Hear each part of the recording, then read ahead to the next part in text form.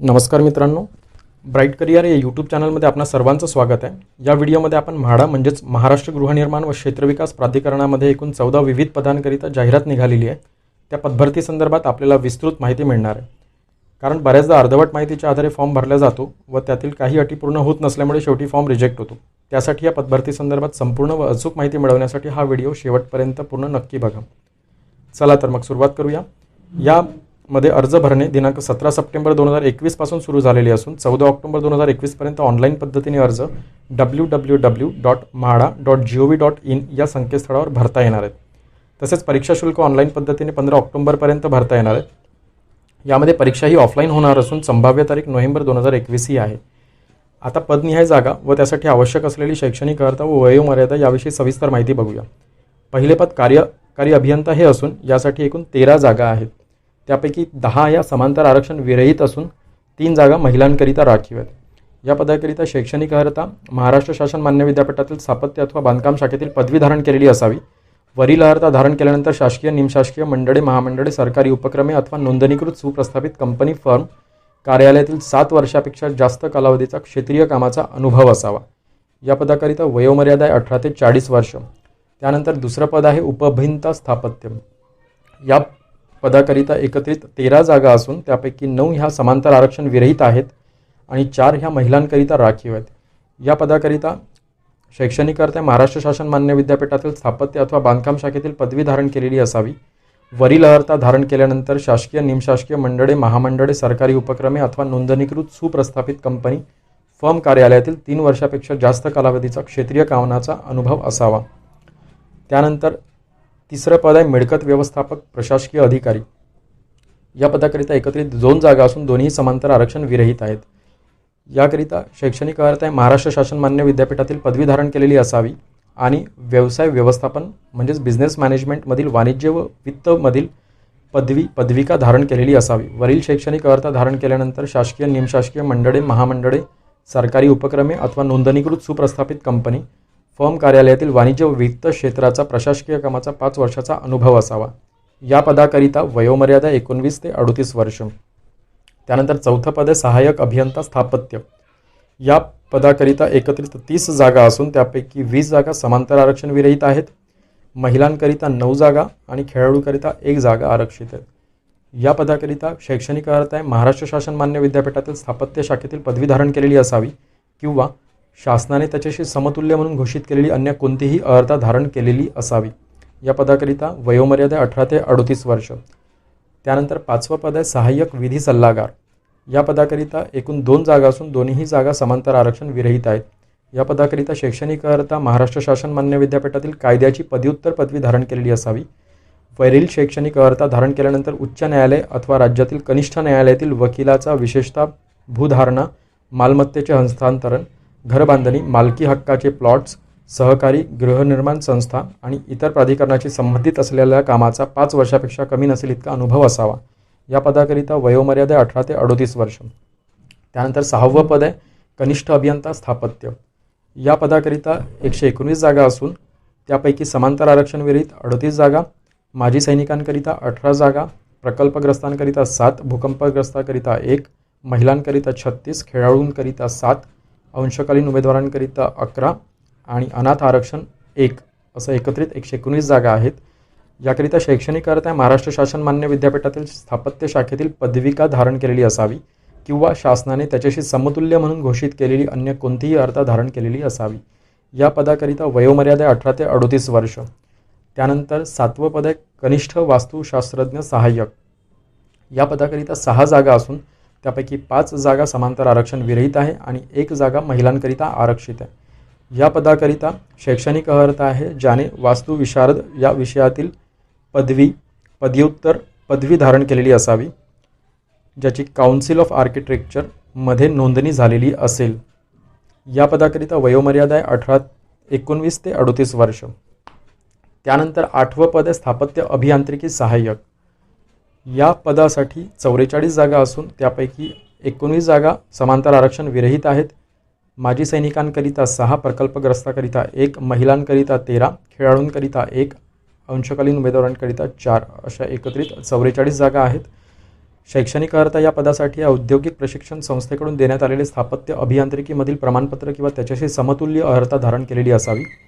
वयोमर्यादा या पदाकरिता आहे 18 ते 38 वर्ष. त्यानंतर 9वं पद आहे सहाय्यक. या पदाकरिता 18 जागा असून 10 जागा समांतर आरक्षण विरहित आहेत. 2 जागा माजी सैनिकांकरिता आहेत, महिलांकरिता 5 आणि अंशकालीन उमेदवाराकरिता 1 जागा आरक्षित आहे. या पदाकरिता शैक्षणिक अर्हता आहे महाराष्ट्र शासन मान्यताप्राप्त विद्यापीठातील पदवी धारण केलेली असावी.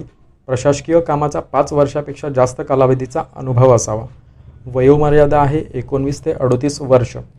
त्यानंतर 10वं पद आहे वरिष्ठ लिपिक. या पदाकरिता 73 जागा असून त्यापैकी 28 जागा समांतर आरक्षणाविरहित आहेत.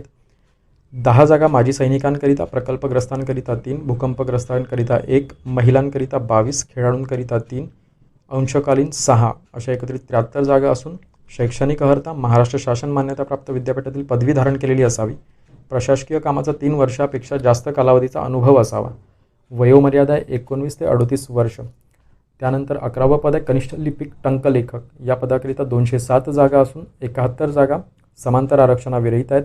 32 जागा माजी सैनिकांकरिता, प्रकल्पग्रस्तांकरिता 9, भूकंपग्रस्तांकरिता 4, महिलांकरिता 61, खेळाडूंकरिता 9, अंशकालीन उमेदवारांकरिता 20 आणि अनाथ आरक्षण 1 अशा एकत्रित 207 जागा आहेत. शैक्षणिक अर्हता महाराष्ट्र शासन मान्यताप्राप्त विद्यापीठातील पदवी धारण केलेली असावी आणि मराठी टंकलेखनाचे किमान 30 शब्द प्रति मिनिट वेग मर्यादेचे किंवा इंग्रजी टंकलेखनाचे किमान 40 शब्द प्रति मिनिट वेग मर्यादेचे शासकीय वाणिज्य प्रमाणपत्र किंवा संगणक टंकलेखनाचे प्रमाणपत्र धारण केलेले असावे. या पदाकरिता वयोमर्यादा 19 ते 38 वर्ष. त्यानंतर 12वं पद आहे लघु टंकलेखक. या पदाकरिता एकत्रित 20 जागा असून त्यापैकी 12 जागा समांतर आरक्षण विरहित आहेत. 2 जागा माजी सैनिकांकरिता, 5 जागा महिलांकरिता आणि 1 जागा अंशकालीन उमेदवाराकरिता आरक्षित आहे. शैक्षणिक अर्हता या पदाकरिता माध्यमिक शालांत प्रमाणपत्र परीक्षा उत्तीर्ण केलेली असावी.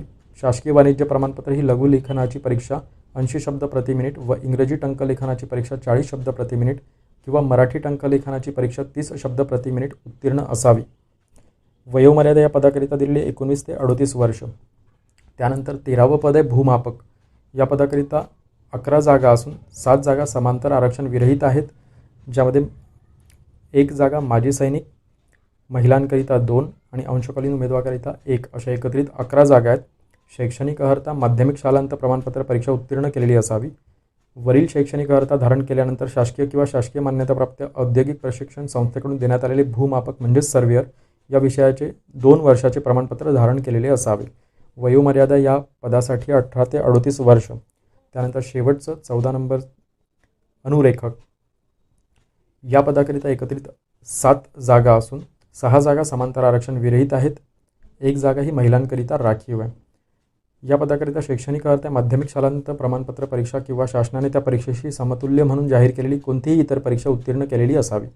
मध्यम श्रेणी चित्रकला परीक्षा किंवा मान्यताप्राप्त स्थापत्य आरेखक अभ्यासक्रम परीक्षा किंवा तिच्याशी समतुल्य परीक्षा उत्तीर्ण झालेली असावी किंवा वास्तुशास्त्रातील औद्योगिक प्रशिक्षण संस्था प्रमाणपत्र धारण केलेले असावे. या पदाकरिता वयोमर्यादा 18 ते 38 वर्ष. त्यानंतर वयोमर्यादेत काही शिथिलता दिलेली आहे ते बघूया. महाराष्ट्र शासनाने मान्यता दिलेल्या मागासवर्गीय प्रवर्गात मोडणारे उमेदवार यांच्यासाठी वयोमर्यादा 5 वर्ष अधिक, प्रकल्पग्रस्त यांच्यासाठी 45 वर्षांपर्यंत, दिव्यांग असणाऱ्या उमेदवार यांच्यासाठी 45 वर्षांपर्यंत, माजी सैनिक यांच्यासाठी विहित वयोमर्यादेतील सूट सदर उमेदवाराच्या सशस्त्र दलात झालेल्या सेवेइतका कालावधी अधिक 3 वर्ष इतका राहील. दिव्यांग असणाऱ्या माजी सैनिक यांच्यासाठी 45 वर्ष, अंशकालीन उमेदवार यांच्यासाठी 55 वर्ष, खेळाडू उमेदवार यांच्यासाठी 5 वर्ष जास्तीत जास्त 43 वर्षांपर्यंत, भूकंपग्रस्त उमेदवार यांच्यासाठी 45 वर्ष, स्वातंत्र्य संग्राम सैनिकाचे नामनिर्देशित पाल्य तसेच 1994 नंतरचे निवडणूक कर्मचारी उमेदवार यांच्यासाठी 45 वर्षांपर्यंत, म्हाडाच्या सेवेतील कर्मचारी यांना वयाची अट लागू नाही आहे. त्यानंतर परीक्षा शुल्क अमागास प्रवर्गाकरिता 500 रुपये आणि मागास प्रवर्गाकरिता 300 रुपये. यानंतर परीक्षेचे स्वरूप. परीक्षा ही ऑफलाईन पद्धतीने होणार असून 200 गुणांची परीक्षा असणार आहे, ज्यामध्ये कार्यकारी अभियंता स्थापत्य, उपअभियंता स्थापत्य, सहाय्यक अभियंता स्थापत्य यांच्याकरिता मराठी भाषा, इंग्रजी भाषा, सामान्य ज्ञान व बौद्धिक चाचणी प्रत्येकी 25 गुण, याप्रमाणे 100 गुण आणि संबंधित शाखेतील तांत्रिक विषय 100 गुण. याप्रमाणे कनिष्ठ अभियंता पदासाठी मराठी भाषा, इंग्रजी भाषा, सामान्य ज्ञान व बौद्धिक चाचणी प्रत्येकी 25 गुण, याप्रमाणे 100 गुण आणि संबंधित शाखेतील तांत्रिक विषय 100 गुण. मिळकत व्यवस्थापक, प्रशासकीय अधिकारी या पदाकरिता मराठी, इंग्रजी, सामान्य ज्ञान व बौद्धिक चाचणी प्रत्येकी 25 गुण, याप्रमाणे 100 गुण आणि व्यवसाय व्यवस्थापन संबंधित शाखेतील 100 गुण. सहाय्यक, वरिष्ठ लिपिक, कनिष्ठ लिपिक या तिन्ही पदांकरिता मराठी, इंग्रजी, सामान्य ज्ञान व बौद्धिक चाचणी प्रत्येकी 50 गुण, याप्रमाणे एकूण 200 गुण. कनिष्ठ वास्तुशास्त्रज्ञ सहाय्यक मराठी भाषा, इंग्रजी भाषा, सामान्य ज्ञान व बौद्धिक चाचणी प्रत्येकी 25 गुण, याप्रमाणे 100 गुण आणि संबंधित शाखेतील तांत्रिक विषय 100 गुण. त्यानंतर स्थापत्य अभियांत्रिकी सहाय्यक, भूमापक, अनुरेखक आणि लघु टंकलेखक या चारही पदांकरिता मराठी, इंग्रजी, सामान्य ज्ञान व बौद्धिक चाचणी प्रत्येकी 50 गुण, याप्रमाणे एकूण 200 गुण. लघु टंकलेखक या संवर्गात गुणवत्ता यादीमध्ये निवड झालेल्या उमेदवारांची 50 गुणांची व्यावसायिक चाचणी वेगळी घेतली जाईल, जी एकत्रित 250 गुणांची असेल. सहाय्यक विधी सल्लागार या पदाकरिता मराठी भाषा, इंग्रजी भाषा, सामान्य ज्ञान व बौद्धिक चाचणी प्रत्येकी 25 गुण, याप्रमाणे 100 गुण आणि विधी शाखेतील विषय 100 गुण याप्रमाणे. यानंतर काही अत्यंत महत्त्वाच्या बाबी आहेत ज्या फॉर्म भरत असताना तुम्हाला माहिती असणं गरजेचे आहेत, त्या बघूया. वयोमर्यादा व शैक्षणिक अर्हता ही अर्ज सादर करावयाच्या अंतिम दिनांकास म्हणजेच 14 ऑक्टोबर 2021 रोजी धारण केलेली असावी. एकापेक्षा जास्त पदांकरिता अर्ज तुम्हाला भरता येईल, परंतु प्रत्येक पदाकरिता स्वतंत्र परीक्षा शुल्क भरावं लागेल. अनुसूचित जाती व अनुसूचित जमाती प्रवर्गातील उमेदवार वगळता इतर सर्व मागास प्रवर्ग तसेच खुल्या प्रवर्गातील महिला आरक्षणाचा लाभ घेऊ इच्छिणाऱ्या महिला उमेदवारांनी वर्ष 2020-2021 या कालावधीकरिता वैध असलेले, अर्थात 31 मार्च 2021 पर्यंत वैध असलेले उन्नत व प्रगत गटात मोडत नसल्याबाबतचे प्रमाणपत्र म्हणजेच नॉन क्रिमिनल सर्टिफिकेट तपासणीच्या वेळी सादर करणे आवश्यक आहे. उमेदवारांना ऑनलाईन अर्ज भरण्यासंबंधी काही अडचण असल्यास म्हाडा आणि पदभरती संदर्भात एक ऑफिशियल नंबर दिलेला आहे. तो क्रमांक आहे 022 66 40 54 57. यावर आपण कार्यालयीन वेळेत कुठलीही अडचण येत असेल फॉर्म भरताना तर संपर्क करू शकता.